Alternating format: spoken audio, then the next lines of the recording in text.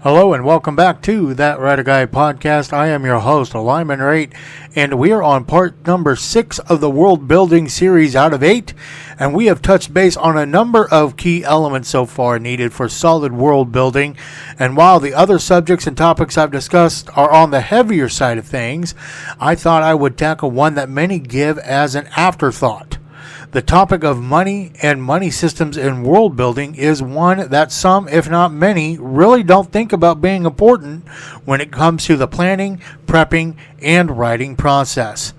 The reason that this is important is because in any society, any group, or any world, money is something that is not only necessary, it's vital to the ability for things to run.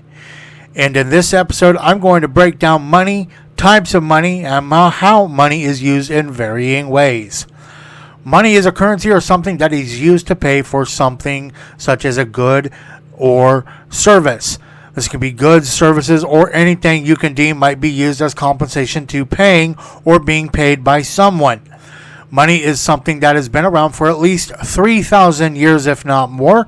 And one way that people used money wasn't actually money at all. It was in bartering. People would barter things for other things they were needing, and this is especially true in many cultures and through people who were poor or had no means of gaining access to money. Instead, they would use clothes, trinkets, food, animals, and even humans to trade or barter for when they needed certain things. The use of actual money was something that was done by those who were better off, such as business owners, landowners, or those in government positions, or of those who were of noble or of some kind of surname, and those who were royalty. However, money became something more accessible when different denominations, amounts, sizes, whatever you want to call it, came into play. When creating your world, you need to keep in mind that kind of money that you want to have your characters use and the type of people of your world that you want to use and carry money.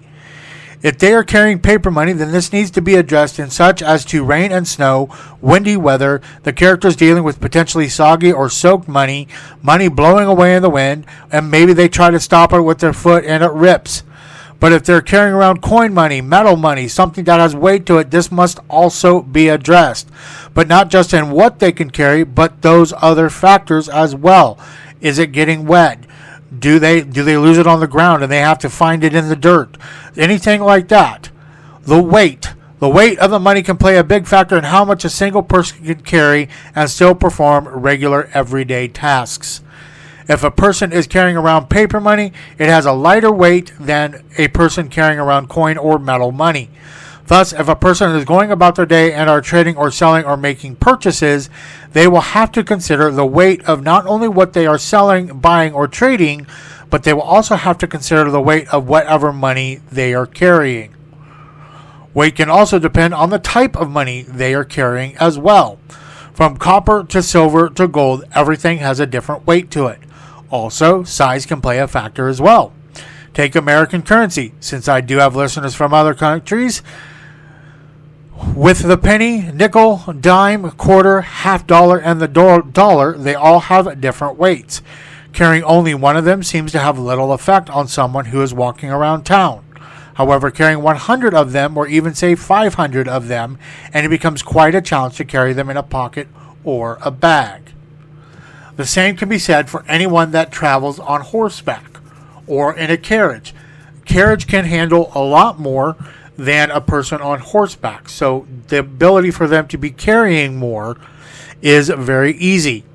However, with a lot of the fantasy that I write, I have to keep in mind that my characters are usually carrying on them the money that they can carry on horse. I also have to consider how much of an item, and then if they're going to go into a gallop or a run, how long they can feasibly do this with the weight the horse is carrying. It requires me to do a lot of research on horses, weights of things, and what could be realistic. You cannot carry a large amount of gold or silver and not expect it to be heavy. It's just not possible.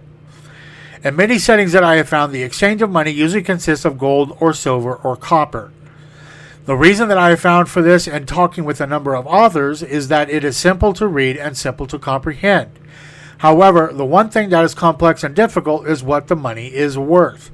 In your world, you do need to create some kind of determination in regard to how much money is worth.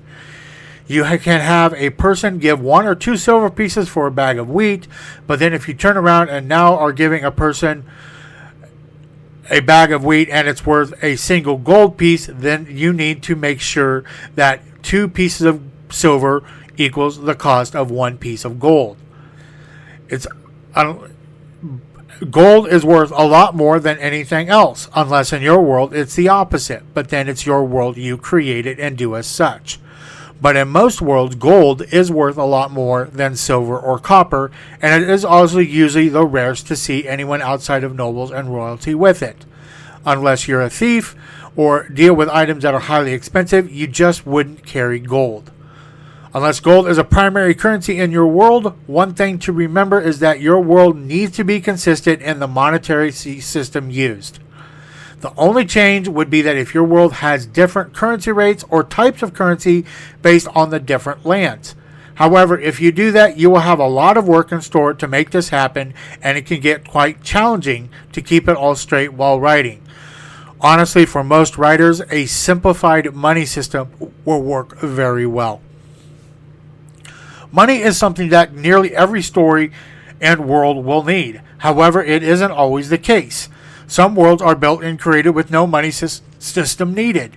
Others are built strictly with an equal share process for all goods and items.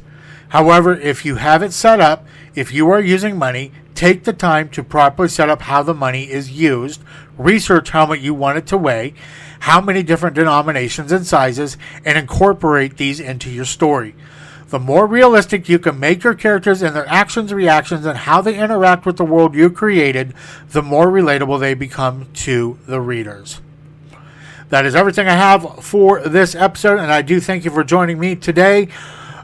Join us on the next episode when we continue our world building series with part 7, which is all about your world's legal and governmental systems and why this must be considered. I hope you have a great rest of your week. I look forward to seeing you on the next episode. And until then, keep the words flowing, the ideas going, and happy writing.